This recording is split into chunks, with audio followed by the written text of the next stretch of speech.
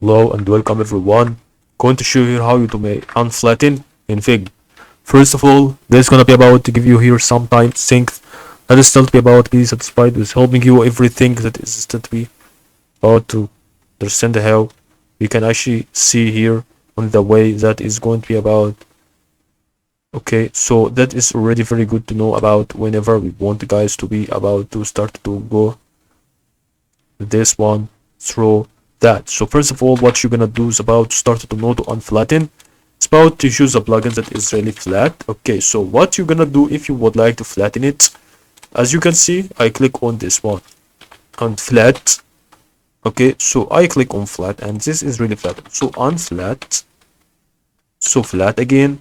Maybe if you press on Alt Shift F, I feel flat. This is gonna be about to make it flatted. So unflatten. Gonna be about really flatten vectors. You can actually remove it whenever you want to start to click on the flatten again, and that is ready to be right click also.